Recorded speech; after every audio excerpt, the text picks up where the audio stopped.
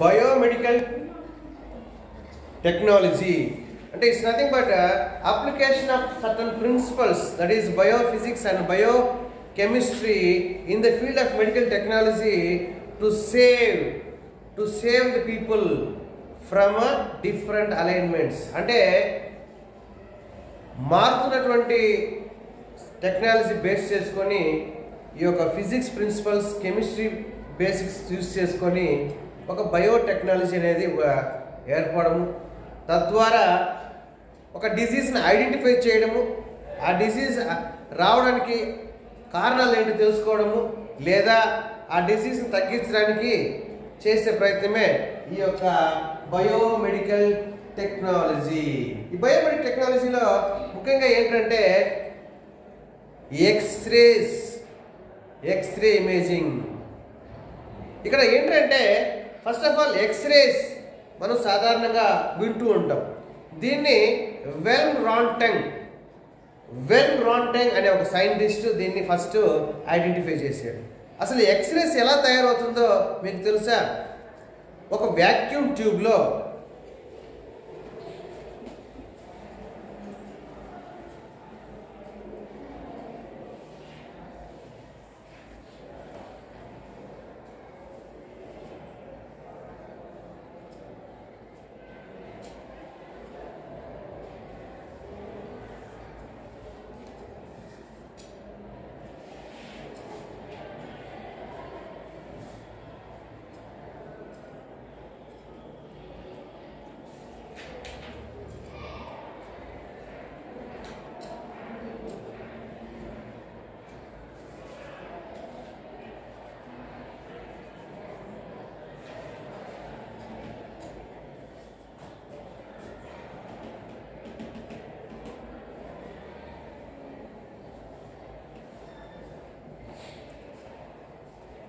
ఒక vacuum tube ఉంటుంది.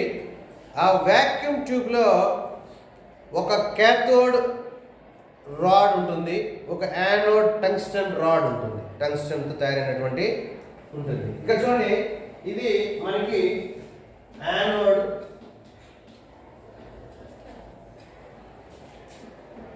Cathode. ఇక్కడ ఏం చేస్తారంటే ఒక స్ట్రాంగ్ కరెంట్ పంపిస్తారు, పాజిటివ్ నెగిటివ్.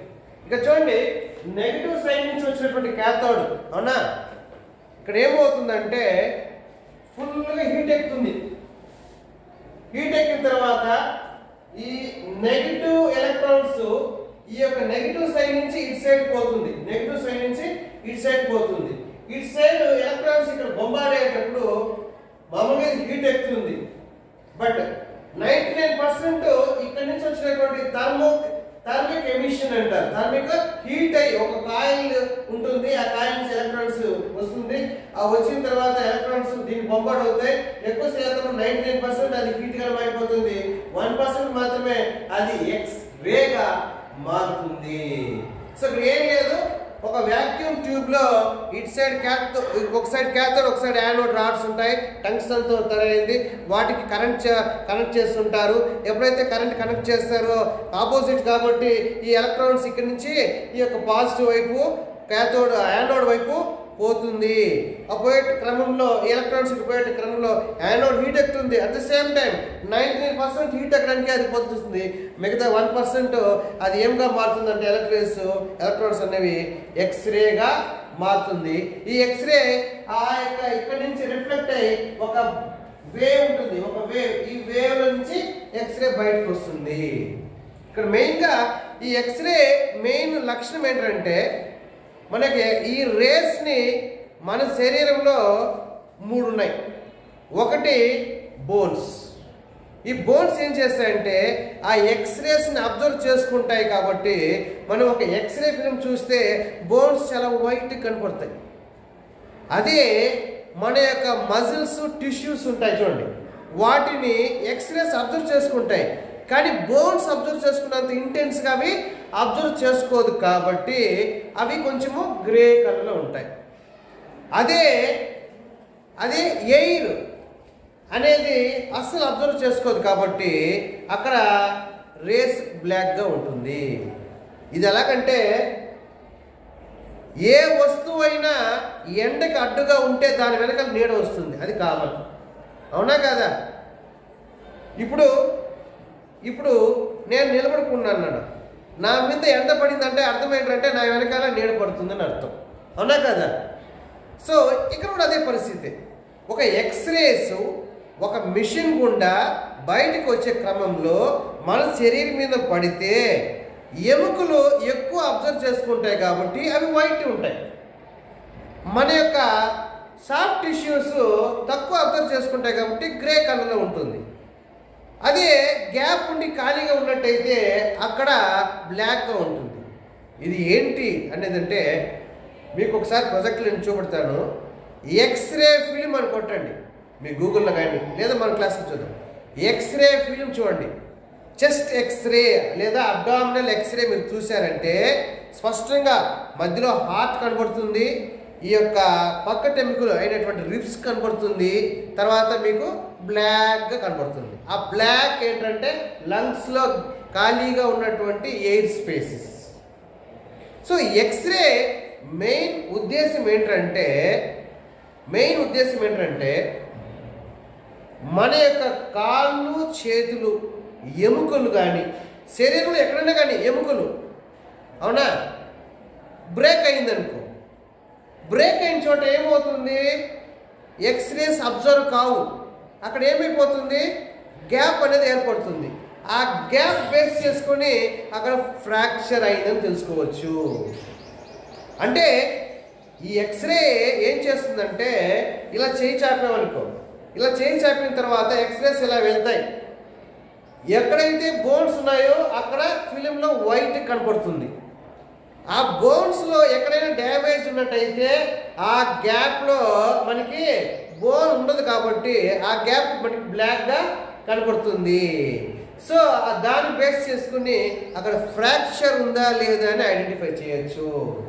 రెండోది, ఒక్కొక్కసారి మన యొక్క లంగ్స్లో, అవునా, వాటర్ ఫిల్ అయిపోవడం కానీ ఇన్ఫెక్షన్ ఫిల్ అవ్వడం కానీ జరిగితే నార్మల్ టిష్యూస్కి ఇన్ఫెక్షియస్ టిష్యూకి ఎక్స్రేలో కూడా ఆ యొక్క డిఫరెన్స్ వైట్ డాట్స్ కనపడతాయి. అంటే మన బాడీ అబ్జర్వ్ చేసుకున్నటువంటి గ్రే కలర్ కాకుండా సర్టన్ క్యాల్సిఫికేషన్ అంటే అక్కడక్కడ డాట్స్ ఏర్పడము, ఈ కాల్షియం డిపాజిట్స్ ఉండడము, లేదా ఇన్ఫెక్షన్ ఉంటే మనం ఎక్స్రే తీస్తేనే మనకి స్పష్టంగా దాంట్లో ఇన్ఫెక్షన్ ఉందా లేదా అని తెలుస్తుంది. ఇన్ఫెక్షన్ ఉన్నట్టయితే మనకి ఎక్కువగా డాట్స్ కనపడతాయి, white dots. White dots is nothing but reflection of the infected cells. అవునా? అది నార్మల్ సెల్స్ నార్మల్గా గ్రే కలర్ మనకి ఎగ్జిబిట్ అవుతుంది, లేదా ఆ యొక్క నార్మల్ టిష్యూ పైన ఇన్ఫెక్టెడ్ టిష్యూస్. అంటే ఇక్కడ గుర్తుపెట్టుకోవాల్సిన విషయం ఏంటంటే our body tissue responds to x-rays in a certain way which are in normal healthy condition, but whereas when it is infected, or you can say when it is damaged, the reflection will be somewhat different. Basing on this, doctor can identify the situation of the patient. X-ray mainly what they do is the ionization technique. What is ionization? అది తెలియాలి. Ionisation అంటే ఏంటంటే a molecule or atom which is electrically neutral in condition is made into either positive ion or negative ion. దాన్ని ionisation. Simple కదా. Ionisation అంటే ఒక atom కానీ ఒక మాలిక్యూల్ కానీ ఎలక్ట్రికలీ న్యూట్రల్ కండిషన్లో ఉంటే దాన్ని ఒకటి నెగిటివ్ అయాన్ గాను లేదా పాజిటివ్ అయాన్గా మారిస్తే దాన్ని అయోనైజేషన్ అంటారు. ఈ ఎక్స్రేస్, అవునా, ఈ ఎక్స్రేస్ పర్టికులర్గా ఒక లేడీ, ప్రెగ్నెంట్గా ఉన్నటువంటి లేడీ ఖచ్చితంగా తీసుకోకూడదు. ఎందుకంటే ఈ ఎలక్ట్రాన్స్ వల్ల గ్రోయింగ్ ఫీటస్కి డ్యామేజ్ వస్తుంది. అలాగే ఆ యొక్క స్త్రీ యొక్క ఓవరీస్ అయినటువంటి గోనెట్స్కి డ్యామేజ్ వస్తుంది. కాబట్టి అది ఎక్స్రేస్ ఎవరు తీయకూడదు అంటే a lady if she is pregnant, if any foetus or embryo is suppose to be there in her uterus, గర్భాశయంలో ఆ యొక్క స్త్రీ గర్భాశయంలో శిశువు ఉన్నట్టు సందేహం ఉంటే కూడా ఎక్స్రే తీయకూడదు. ఎందుకంటే అయనైజేషన్ ఎఫెక్ట్ అనేది ఉంటుంది, ఆ శిశువు ప్రమాదము వచ్చే అవకాశాలు ఎక్కువ, కాబట్టి మనకి అది చూస్తుంటాము. నెక్స్ట్ యాంజియోగ్రఫీ అని ఇంకోటి ఉంది. యాంజియోగ్రఫీ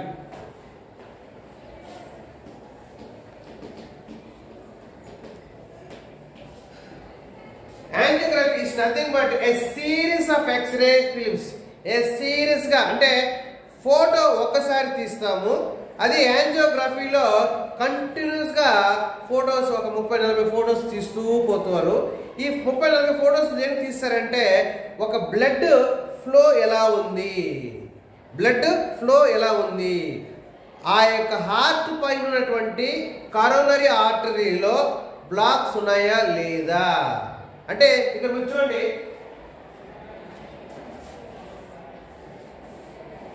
ఇది హార్ట్ అనుకోండి, ఈ హార్ట్ పైన కరోనరీ ఆర్టరీ ఉందనుకోండి,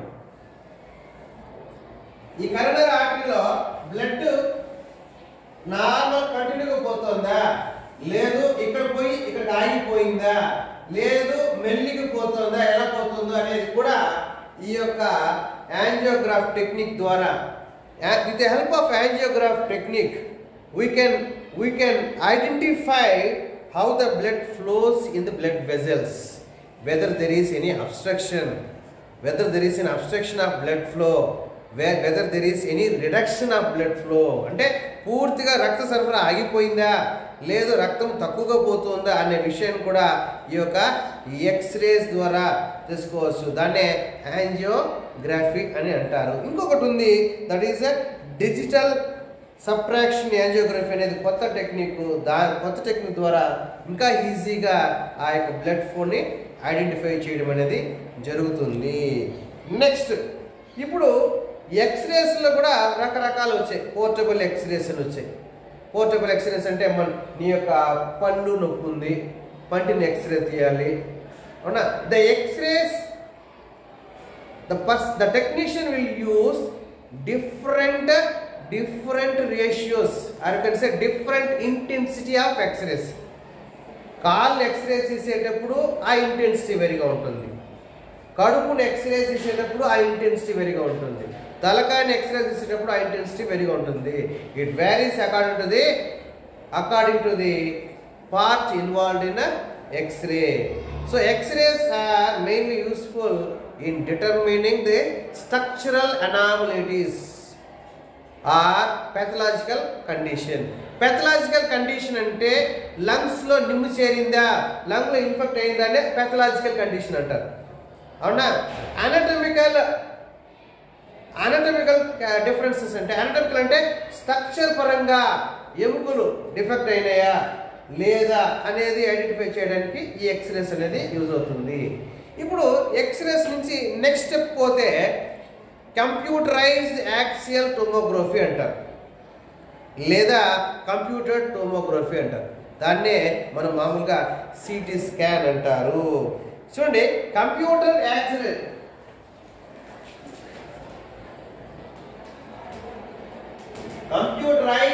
యాక్సియల్ టోమోగ్రఫీ.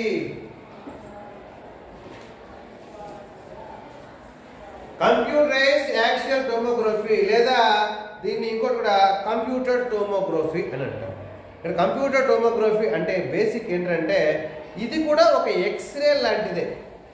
ఎక్స్రేకి దీనికి ఒకటే తేడా, ఎక్స్రే అనేది ఒక వ్యక్తిని, ఒక పార్ట్ని ఒకే ఒక ఫోటో తీయడము, ఒక యాంగిల్లో, ఒకటో లేదా రెండో మూడో యాంగిల్లో తీయడాన్నే ఎక్స్రే అంటారు. అదే CT scan, computerised axial tomography అంటే ఇట్స్ నథింగ్ బట్ ఒక కంటిన్యూస్గా ఒక sequence, a series of x ray films తీయడాన్ని. అంటే టెక్నిక్ రెండిట్లోనూ ఒకటే. అక్కడ ఎక్స్రేస్ పంపించి ఒక ఇమేజ్ని రాబట్టడమే, ఒక ఇమేజ్ని రాబట్టడమే.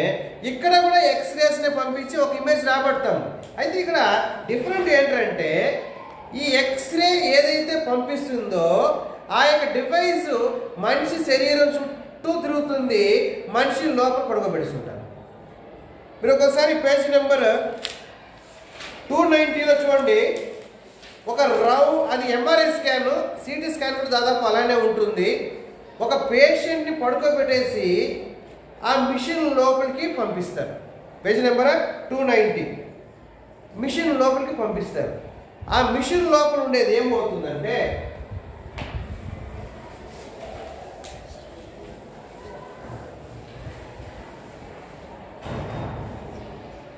ఇలా ఉంటుంది. ఒక మనిషి పడుకోబెట్టేసి ఆ మిషన్ లోపలికి పంపిస్తారు. దీని లోపల ఏముంటుందంటే ఈ యొక్క ఎక్స్రే డివైస్ ఉంటుంది. ఎక్స్రే డివైస్ ఏం చేస్తుందంటే తిరుగుతుంది. మనిషి ఇలానే ఉంటాడు, కానీ ఎక్స్రే ఏం తిరుగుతుంది, రౌండ్గా తిరుగుతుంది. అలా రౌండ్గా తిరిగే క్రమంలో దాన్ని ఏం చేస్తుంది, అది ఆ యొక్క వ్యక్తిని డిఫరెంట్ యాంగిల్స్లో ఫోటో తీస్తుంది. ఇలా ఒక 2D ఫోటోగ్రాఫ్ అది తీస్తే దాన్ని కంప్యూటర్ ఏం చేస్తుందంటే ఒక 3D ఆబ్జెక్ట్గా దాన్నే టోమోగ్రాఫ్గా మారుస్తుంది. అంటే ద ఎక్స్రేస్ ఇక్కడ చూడండి, ఇది ఎక్స్రేని పంపిస్తే దీనికి ఆపోజిట్గా డిటెక్టర్ ఉంటుంది. ఈ డిటెక్టర్ ఏం చేస్తుందంటే ఈ రేస్ ఈ వీడి మీద పడిన ఎక్స్రేస్ ఈ డిటెక్టర్ మీద పడింది. ఈ డిటెక్టర్ ఆ యొక్క డేటాని గ్యాదర్ చేస్తుంది. కంప్యూటర్ పంపిస్తుంది. కంప్యూటర్ పంపించేటప్పుడు ఇదేంటిది 2D ఇమేజ్. ఈ 2D ఇమేజ్ని అది ఏంగా మారుస్తుంది 3D ఇమేజ్గా మారుస్తుంది. దాన్నే టోమోగ్రామ్ అంటారు. ఇక్కడ సిటీ స్కాన్లో యాక్యురేట్గా బోన్ ఎంత విరిగింది, ఎక్కడ విరిగింది, లేదా బ్రెయిన్లో ఎక్కడ క్లాట్ ఉంది, ఎంత క్లాట్ ఉంది, ఎంత బ్లడ్ వెసల్స్ డ్యామేజ్ అయినాయి, ఎంత ప్రాబ్లం ఉంది అనేది యాక్యురేట్గా మెజర్ చేయడానికి ఈ సిటీ స్కాన్ వాడతారు. అయితే ఈ సిటీ స్కాన్ ఆ యొక్క ప్రెగ్నెంట్ లేడీస్ వాడరు. అయితే ఇంకొకటి దీంట్లో ఉంది, ఈ సిటీ స్కాన్ తీసేటప్పుడు ఏం చేస్తారంటే పేషెంట్కి ఒక కెమికల్ ఇస్తారు తాగమని. ఆ కెమికల్ పేరు ఏంటంటే గ్యాడోలిన్.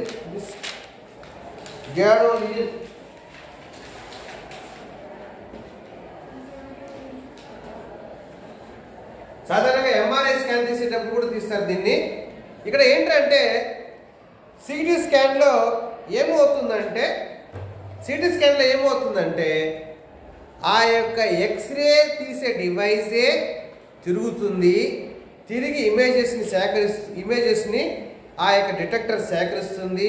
ఆ డేటాని కంప్యూటర్ దాన్ని 2D పిక్చర్ని కాస్త 3D పిక్చర్గా 3D ఇమేజ్గా మార్చి వర్చువల్గా అసలు వాస్తవంగా ఆ యొక్క టిష్యూ సిచ్యువేషన్ ఏంటి అనేది చెప్తుంది. That is CT scanner.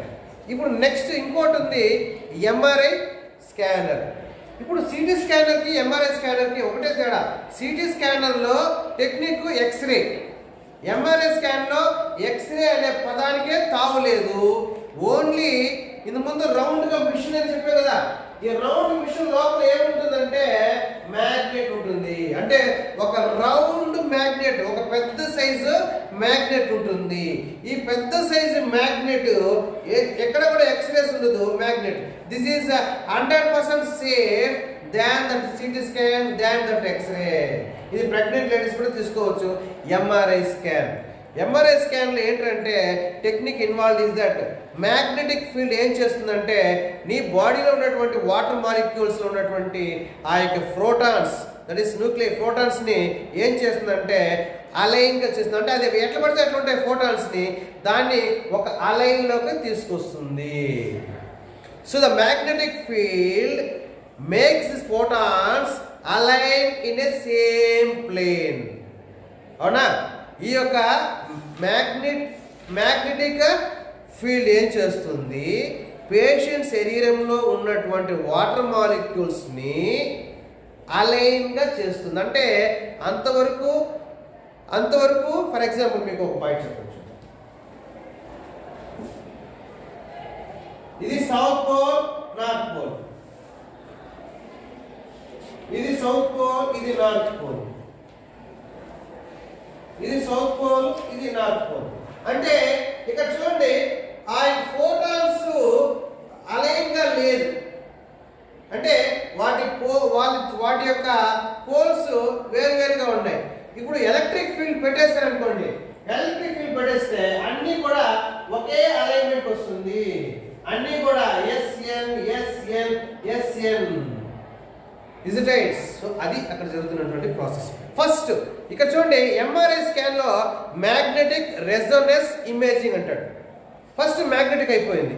ఇప్పుడు సెకండ్ రేడియో ఫ్రీక్వెన్సీ. వాళ్ళు ఏం చేస్తారంటే ఫస్ట్ మ్యాగ్నెటైజ్ చేస్తారు. మ్యాగ్నెటైజ్ అంటే ఒక పేషెంట్ని పడుకోబెట్టేసి ఒక మిషన్లోకి పంపించి ఆ మిషన్ని మ్యాగ్నెటిక్ ఆన్ చేస్తారు. మ్యాగ్నెట్ ఆన్ చేసిన తర్వాత ఆ పేషెంట్ శరీరంలో ఉన్నటువంటి ఫోటాన్స్ అన్నీ కూడా అలైన్ అవుతుంది. అంటే ఒక వరుస క్రమం, ఒకే లైన్ అలైన్మెంట్. ఇప్పుడు డయాగ్రామ్ వేసాను కదా, నార్త్ పోల్ సౌత్ పోల్ ఎటువంటి ఉన్నాయి, బట్ అలైన్ చేస్తే సీక్వెన్స్ గా ఒకే అలైన్ లోకి వస్తుంది. ఇలా అలైన్ చేసిన పిదప నెక్స్ట్ స్టేజ్ ఏం చేశారంటే వాళ్ళు ఒక సెకండ్ ఒక బ్రీఫ్ పీరియడ్ లో రేడియో ఫ్రీక్వెన్సీ వేవ్స్ పంపిస్తారు. ఈ రేడియో ఫ్రీక్వెన్సీ వేవ్స్ ని అబ్జర్వ్ చేసుకున్న తర్వాత అక్కడ ఏమవుతుందంటే ఆ యొక్క ఎక్సైట్ అవుతుంది. ఏది? ఆ ప్రోటాన్స్ అనేవి ఆ యొక్క ఇచ్చినటువంటి ఎనర్జీని అబ్జర్వ్ చేసుకొని అవి ఏమవుతాయి? ఎక్సైట్ అవుతుంది. అవునా? So the photons absorb the radio frequency energy. The protons absorbs the radio frequency energy and moves to excited state. ఆ తర్వాత ఏం చేస్తారంటే దాన్ని ఆఫ్ చేస్తారు. ఆఫ్ చేసిన వెంటనే the photons which absorb and excited, ఏవైతే ఎక్సైట్ అయినాయో they will come back to their original state, equilibrium state వచ్చేటప్పుడు they will release that absorbed energy. దీన్ని ఎలాగా చెప్పొచ్చు అంటే ఒక పిల్లవాడు ఉన్నాడు, వాడికి ఉన్నటువంటి ₹1,00,000 చేతికి ఇచ్చేస్తే వాడు ఏమైపోతాడు? అలా పైకి వెళ్ళిపోతాడు. అబ్బా నా దగ్గర 1,00,000 ఉంది అంటాడు. కాసేపు తర్వాత 1,00,000 పిక్కునేస్తే మళ్ళా మామూలు ఒరిజినల్ ప్లేస్కి వచ్చేస్తాడు. ఇక్కడ కూడా అదే జరుగుతుంది. సో రేడియో ఫ్రీక్వెన్సీ ఎనర్జీ ఇచ్చిన తర్వాత ఆ యొక్క ఫోటాన్స్ ఆ ఎనర్జీని అబ్జర్వ్ చేసుకుని ఎక్సైటెడ్ స్టేట్కి వెళ్తుంది. కాసేపు తర్వాత దాన్ని ఆఫ్ చేస్తారు. ఆఫ్ చేస్తే ఆ యొక్క ఫోటాన్స్ ఏదైతే అబ్జర్వ్ చేసుకున్నాయో అది తిరిగి ఒరిజినల్ ప్లేస్కి వస్తుంది. ఈ ఒరిజినల్ ప్లేస్కి వచ్చేటప్పుడు ఏదైతే ఎనర్జీని అబ్జర్వ్ చేసుకుందో ఆ ఎనర్జీని మళ్ళా రిలీజ్ చేస్తుంది. This emitted energy, radio frequency energy, is being captured by the sensors and transformed the data to the computer for a clear picture. అక్కడ ఆబ్జెక్ట్స్ వస్తుంది. ఇక్కడ క్వశ్చన్ ఏంటంటే the photons which are present in different tissues will react in different manner. అంతే కదా, ఒక photon ఒక టిష్యూలో ఉండేది ఒక టైప్ లాగా ఎక్సైట్ అవుతుంది, ఒక టైప్లో ఈక్విలిబ్రియంకి వస్తుంది. సో హెల్తీ టిష్యూలో ఉండే ఫోటాన్స్ అబ్జర్వ్ చేసుకున్నాయి, మళ్ళీ రీప్లేస్కి వచ్చింది 1 minute అనుకోండి. అదే పాడైపోయినటువంటి సెల్స్లో ఉండే ఫోటాన్స్ అబ్జర్వ్ చేసుకున్నాయి, రావడానికి లేట్ అవుతుంది లేదా త్వరగానే వస్తుంది. What ever my condition. ఒక హెల్తీ టిష్యూలో జరుగుతున్నటువంటి మార్పుల కన్నా అన్హెల్తీలో స్పాయిల్డ్ లేదా ఏదైతే క్యాన్సర్ ఉన్నాయో అటువంటి దాంట్లో ఈ ఫోటాన్స్ యొక్క బిహేవియర్ వేరుగా ఉంటుంది. ఆ వేరును బేస్ చేసుకొని that is the emitted radio frequency waves from the photons is being captured by the detectors present in the device, that is the MRI, that is being converted into data is converted into clear picture by the assistance of computer. Thereby we can get a clear picture. Here question ఏంటంటే there is no involvement of electrons, there is no involvement of X-rays, so nothing will happen. Only thing is that మన యొక్క చుట్టూ ఉన్నటువంటి magnet మన శరీరం లోపల water మాలిక్యూల్లో ఉండే ఫోటాన్స్ని ఒక అలైన్మెంట్ తీసుకొస్తుంది. అలైన్మెంట్ అంటే ఏంటి? మరొకసారి చూడండి, ఫోటాన్స్ ఎలా పడితే అంటే సౌత్ నార్త్, అంటే ఒకటి ఈ డైరెక్షన్ లో ఉంది, ఒకటి ఈ డైరెక్షన్ లో ఉంది, ఒకటి ఈ డైరెక్షన్ లో ఉంది, ఒకటి ఈ డైరెక్షన్ లో ఉంది. అవునా? ఇలాంటి డిఫరెంట్ డైరెక్షన్స్ లో ఉన్నటువంటి ఫోటాన్స్ ని ప్రాపర్ గా అరేంజ్ చేయించడం యొక్క పని ఏదంటే మ్యాగ్నెట్. అక్కడికి ప్రాపర్ గా ఫోటాన్స్ ని అలైన్మెంట్ చేసిన తర్వాత మ్యాగ్నెట్ పని అయిపోయింది. సెకండ్ పని ఏంటి? రెజోనెన్స్. అంటే రేడియో ఫ్రీక్వెన్సీ ఎనర్జీని రిలీజ్ చేస్తారు. రేడియో ఫ్రీక్వెన్సీ ఎనర్జీని రిలీజ్ చేస్తే ఫోటాన్స్ అన్ని అబ్జర్వ్ చేసుకున్నాయి. అబ్జర్వ్ చేసుకొని అవి ఈక్వల్ ఉండాల్సిన ఫోటాన్స్ ఎక్సైట్ అవుతాయి. ఎక్సైట్ అయిన తర్వాత కాసేపు దాన్ని ఆపేస్తారు. ఎక్సైట్ అయినటువంటి ఫోటాన్స్ మళ్ళీ ఒరిజినల్ ప్లేస్కి వస్తుంది. ఇలా ఒరిజినల్ ప్లేస్కి వచ్చే క్రమంలో వాటి ఎనర్జీని రిలీజ్ చేస్తుంది. So the photons releases the energy which is being absorbed by the detectors present in that MRI device. The data is being calibrated in the computer for a clear picture. అంటే అది emit చేసేటువంటి radio frequency energy base చేసుకొని computer ఆ యొక్క structural damage లేదా pathological condition, ఆ యొక్క tissue condition ఏంటి అనేది అది అనలైజ్ చేసి చెప్తుంది. That is about MRI. అర్థమైందా? ఎంఆర్ఐ నెక్స్ట్ ఈఈజీ, ఎలక్ట్రో ఎన్సెఫలోగ్రాఫ్ లేదా ఎలక్ట్రో ఎన్సెఫలోగ్రామ్ అని పిలుస్తారు.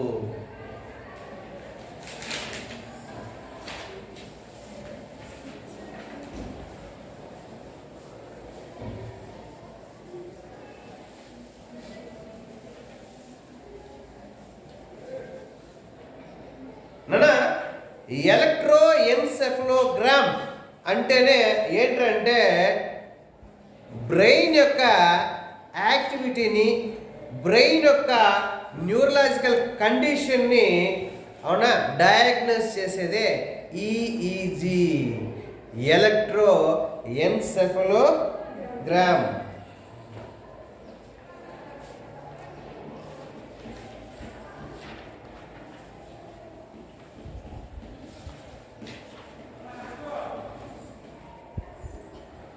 సేమ్ ఒక ఈసీజీ లాగానే, ఒక ఈసీజీలో ఎలాగైతే మనిషి శరీరం మీద ఈ 2 చేతులకు ఎలక్ట్రోడ్స్, ఆ కాలికి 2 వైర్లు, ఇక్కడ 8 వైర్లు ఎలాగైతే పెడతారో అలాగే ఈ యొక్క ఈఈజీ ఎలక్ట్రోఎన్సెఫలోగ్రామ్ ఏం చేస్తారంటే ఒక పేషెంట్ని చక్కగా తలస్నానం చేసేసి తర్వాత తీసుకెళ్తారు, పడుకోబెడతారు. పడుకోబెట్టిన తర్వాత అతడు మేల్కొన్నప్పుడు బ్రెయిన్లో ఆ యొక్క న్యూరలాజికల్ యాక్టివిటీ వేవ్స్ ఎలా ఉన్నాయి, నిద్రపోయేటప్పుడు యాక్టివిటీ ఎలా ఉంది అవునా అనేది టెస్ట్ చేస్తారు. ఈ టెస్ట్ చేస్తే ఆ పేషెంట్ అవునా ఎపిలెప్సీ కండిషన్. ఇక్కడ చూడండి, మీకు ఒక పాయింట్ చెప్పాలి సార్. మరి ఎంఆర్ఐ స్కాన్, సిటీ స్కాన్ ఉన్నప్పుడు ఈఈజీ ఎందుకు? ఎంఆర్ఐ స్కాన్ గురించి ఏం చెప్పుకున్నాము? ఎంఆర్ఐ స్కాన్లో క్లియర్గా మన తలకాయలో ఎక్కడెక్కడ ప్రాబ్లం ఉందో, ఎక్కడ బ్లడ్ క్లాట్స్ ఉన్నాయో, ఎక్కడ బోన్ డ్యామేజ్ ఉందో, ఎక్కడ ఇన్ఫెక్షన్ ఉందో అన్నీ చెప్పేటప్పుడు మరి ఈఈజీ ఎందుకు? ఈఈజీ ఏంటంటే ఇక్కడ చూడండి, ఎంఆర్ఐ స్కాన్ అనేది ఫోటోస్ తీస్తుంది, పిక్చర్స్ తీస్తుంది. అంటే బాడీని స్లైసెస్గా చేసి, అంటే కట్ చేసి కాదు, స్లైసెస్గా ఫోటో తీసి చేస్తుంది. కానీ బ్రెయిన్ ఎలా పనిచేస్తుంది, ఎలా అంటే ఫర్ ఎగ్జాంపుల్ నా హెల్త్ కండిషన్ మీరు చెప్పాలనుకున్నప్పుడు నన్ను మీరు చూస్తారు. చూసిన తర్వాత కాళ్ళు చేతులు వంకరేం లేదు, ముఖం బాగానే ఉంది అవునా అనేది చెప్పేది చూసి చెప్పడం. అదే నన్ను 100 మీటర్లు పరిగెత్తమంటే అప్పుడు నేను పరిగెత్తకపోతే అవునా, అప్పుడు మీరేం చేస్తారు? పరిగెత్తకపోవడానికి కారణాలు ఏంటి? తిన్నాడా, తినలేదా, అవునా, ఇంట్రెస్ట్ ఉందా, ఇంట్రెస్ట్ లేదా, అవునా, ఇలాంటివి ఎప్పుడు వస్తాయి? నాకు ఒక వర్క్ ఇచ్చి వర్క్ చేయమన్నప్పుడే ఇక్కడ కూడా అదే జరుగుతుంది. ఒక బ్రెయిన్ ఉంది, ఆ బ్రెయిన్ స్ట్రక్చరు చూశారు, తర్వాత దాని యొక్క యాక్టివిటీ ఎలా ఉంది అనేది చూస్తారు. దీనికి ఒక కండిషన్ మా బాబుతో ఒకటి చెప్తాను, దాన్ని యాబ్సెసిక్ సీజర్ అంటారు. Absence Caesar.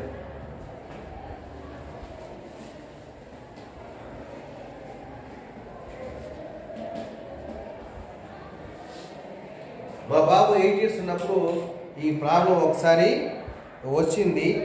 ఆ ప్రాబ్లం ఏంటంటే సర్వసాధారణంగా సైన్స్ ప్రకారము బాడీ ప్రెసెంట్ మైండ్ అబ్సెంట్ అంటూ ఉంటారు, అవునా? దానికి అర్థం ఏంటంటే మీరందరూ కూడా క్లాసులో కూర్చొని ఉంటారు, ఉన్నట్టుండి మీరు క్లాస్లో లేనట్టు అనిపిస్తుంది 1 సెకండ్, ఆ తర్వాత ఉనికి క్లాస్లో ఉండామనిపిస్తుంది, ఆ 1 సెకండ్లో మీరు ఇంట్లో ఉన్నట్టు అనిపిస్తుంది, అవునా? అంటే body present, mind absent. Mind నేను చెప్తోంది వినకుండా వేరే ఏదో ఆలోచిస్తూ ఉంటుంది, లేదా సైలెంట్ అయిపోతుంది, ఆ తర్వాత మళ్ళీ రీగెయిన్ అవుతారు.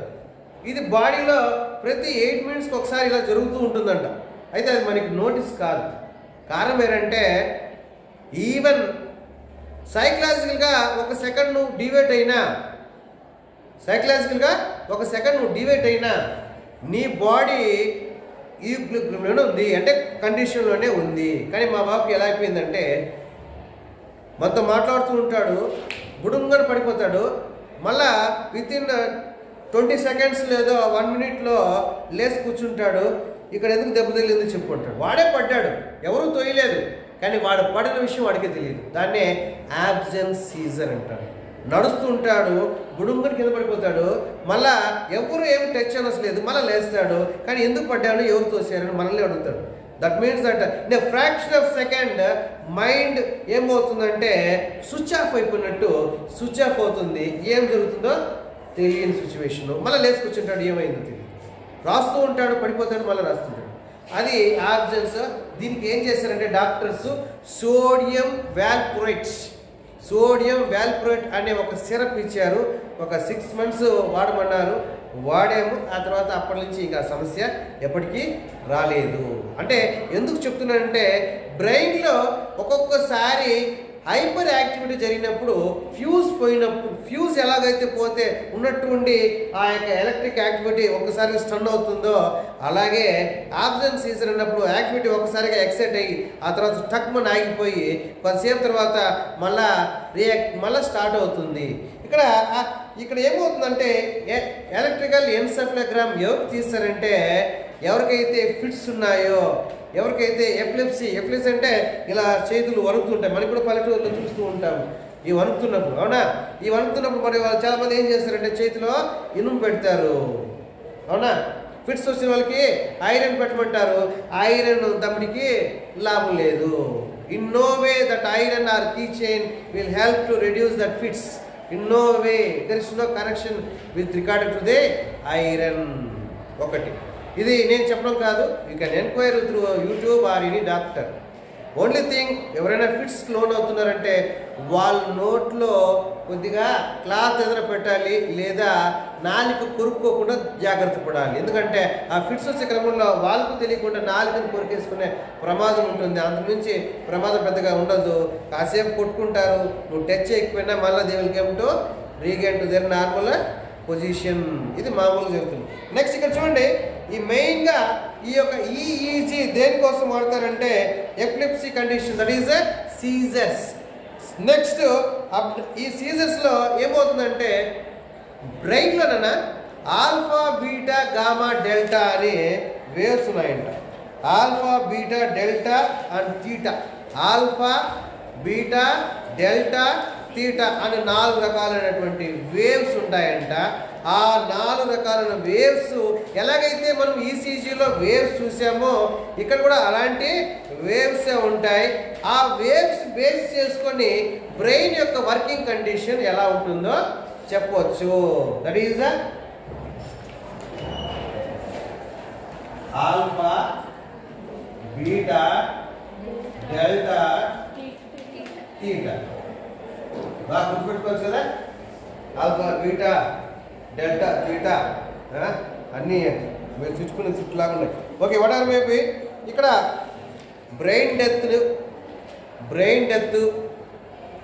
అంటే మనిషి బతికే ఉంటాడు, బ్రెయిన్ డెత్, అవునా? అక్కడ అలాంటి కండిషన్లో ఇది టెస్ట్ చేస్తారు. గుండె కొట్టుకుంటూ ఉంటుంది, ఊపిరి తీసుకుంటూ ఉంటాడు, రెస్పాండ్ అవడు. అలాంటి కండిషన్నే బ్రెయిన్ డెత్ అంటారు. అంటే the patient will be in living condition, but he can't speak, he can't see, nothing. Heart will be working, lungs will be working, and kidney will be working. దాని condition brain death condition.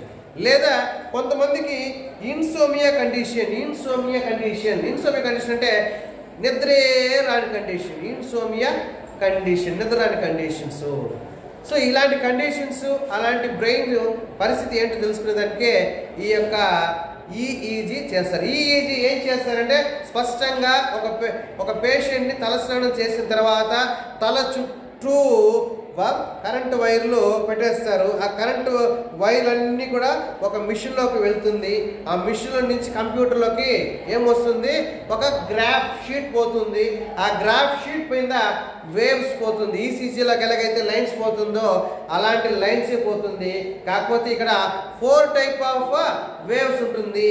అంటే మరి ఈసీజీలో ఒక wave వస్తుంది. ఈసీజీలో P wave ఇలా వచ్చింది, ఆ తర్వాత ఇలా వచ్చింది. ఇది ఒకే గ్రాఫ్ ఈసీజీలో ఒకటే. కాకపోతే అదే బ్రెయిన్ వచ్చేకాడికి ఇటొక వేవ్ పోతా ఉంటుంది, ఇటొక వేవ్ పోతా ఉంటుంది. అంటే 4 different waves will be going. That 4 difference is nothing but alpha, beta, delta, theta. So ఆ వేవ్స్ డిఫరెంట్గా ఉంటుంది అంతే తప్ప ఆ వేవ్స్కి డాక్టర్స్కి ఒక క్లియర్ ఐడియా ఉంటుంది. ఆల్ఫా వేవ్స్ దేని పర్పస్, బీటా వేవ్స్ దేని పర్పస్, డెల్టా అది మీ వరకు ఇవ్వలేదు. అంతవరకు అయితే మీరు హ్యాపీగా ఫీల్ అవ్వచ్చు. ఇక్కడ మెయిన్గా ఆల్ఫా వేవ్స్ గురించి చెప్పాలంటే 8 into 13 సైకిల్స్ పర్ సెకండ్. అంటే సైకిల్స్ అంటే ఏంటి, సో ఇక్కడి నుంచి ఇక్కడికి పోతే ఒక సైకిల్, అదే కదా ఒక సైకిల్. సో ఒక సెకండ్కి 13 సైకిల్స్ ఒకటి. అదే డెల్టా అయితే 13 నుంచి 40 సైకిల్స్, అవునా? సో నెక్స్ట్ డెల్టాలో <3, తర్వాత థీటాలో మనకి 7 సైకిల్స్ ఉంటుంది. అయితే ఇక్కడ చూడండి, చిన్నపిల్లకాయల్లో 5 to 7 రావడం అనేది కామన్. లేదా ఎమోషన్గా ఉన్నప్పుడు, మన కోపం ఎక్కువ ఉన్నప్పుడు కూడా ఈ యొక్క థీటా వేవ్స్ ఎక్కువ చూపిస్తుంది. దట్ ఈస్ 5 to 7 దాకా చూపిస్తుంది. అదే డెల్టా వేవ్స్ 3 చూపిస్తుంది. ఇది మనం నిద్రపోయేటప్పుడు ఈ వేవ్స్ చూపిస్తుంది. లేదా ఇన్ కేస్ ఆఫ్ బ్రెయిన్లో ట్యూమర్స్ ఉన్నా, లేదా ఎపిలెప్సీ పక్షవాతం ఉన్నా, లేదా మెంటల్గా మనం మానసికంగా కృంగిపోయినప్పుడు దీస్ వేవ్స్ మనకి కనబడుతుంది. Next with high amplitude. అంటే ఇక్కడ చూడండి, యాంప్లిట్యూడ్ అంటే చూడండి, ముందు మీకు చెప్పాను కదా, ఇది ఒక లైన్ అనుకోండి, అవునా? ఈ లైన్లో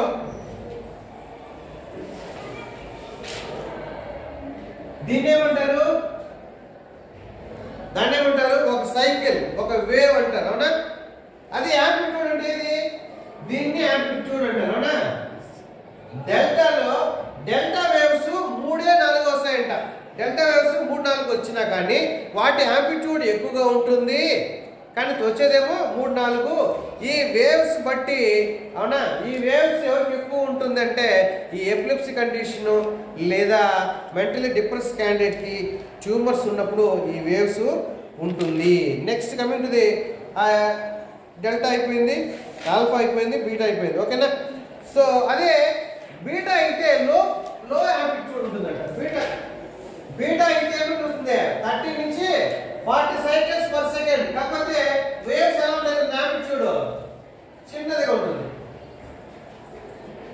వాటి యాంప్లిట్యూడ్ తక్కువ, డెల్టా యాంప్లిట్యూడ్ ఎక్కువ. సో ఇది ఎప్పుడు ఉంటుంది, బాగా టెన్షన్గా ఉన్నప్పుడు, అవునా? డీసింక్రనైజ్ వేవ్స్, ఒకదానికి లింక్ లేనటువంటి సింక్రనైజ్ వేవ్స్ లేదు. ఎప్పుడు are mentally very active and tense. అదే ఆల్ఫా వేవ్స్ చూసుకున్నట్టయితే అది ఎవరికి ఉంటుందంటే మామూలుగా నిద్రపోయే వాళ్ళకి, అవునా? డ్రౌజీగా ఉండే వాళ్ళకి ఈ ఆల్ఫా వేవ్స్. సో ఇక్కడ మెయిన్గా ఈఈజీ అనేది ఎలక్ట్రోఎన్సెఫలోగ్రామ్ is to determine the neurological condition, how that electrical impulse, అవునా, ఎలక్ట్రికల్ యాక్టివిటీ ఎలా ఉంది బ్రెయిన్లో అనేది ఐడెంటిఫై చేయడం కోసమే ఈ యొక్క ఈఈజీ అనేది చేస్తుంటారు. ఈ దీంట్లో మనకి బేసిక్గా 4 వేవ్స్ ఉంటాయి, alpha, beta, delta and theta. So ఈ ఆల్ఫా వేవ్స్ అనేవి మనం నిద్రపోయేటప్పుడు లేదా మనం డ్రౌజీగా ఉన్నప్పుడు ఉంటుంది. నెక్స్ట్ మనకి బీటా వేవ్స్, అవునా. ఈ బీటా వేవ్స్ మనం చూసినట్టయితే ఎక్కువగా వేవ్స్ వస్తూ ఉంటాయి. ఈ వేవ్స్లో యాంప్లిట్యూడ్ తక్కువ, కానీ ఇది ఎక్కువగా ఈ యొక్క మెంటలీ స్ట్రెస్ ఉన్నప్పుడు, టెన్స్ ఉన్నప్పుడు. అదే డెల్టా అయితే ఎక్కువగా patients who are suffering from epilepsy condition లేదా మెంటల్ టెన్షన్ ఉన్న వాళ్ళకి, ట్యూమర్స్ ఉన్న వాళ్ళకి ఈ యొక్క డెల్టా వేవ్స్ ఉంటుంది. That's about EEG. ఇది కూడా ఇంపార్టెంట్ అన్న. ఈఈజీ పైన కూడా రైట్ షార్ట్ నోట్స్ అని ఈఈజీ అన్నప్పుడు మీరు ఏం చేయాలంటే EEG is nothing but electroencephalogram which is recording the electrical activity, brain యొక్క electrical activity and neurological condition తెలుసుకోవడం కోసమే ఈ యొక్క టెస్ట్ అనేది చేస్తారు. సో ఒక గ్రాఫ్ పైన చేస్తారు, ఒక గ్రాఫ్ పైన మనకు వేవ్స్ వస్తుంది. Basing on that waves you can determine the brain condition. Is it right? Thank you.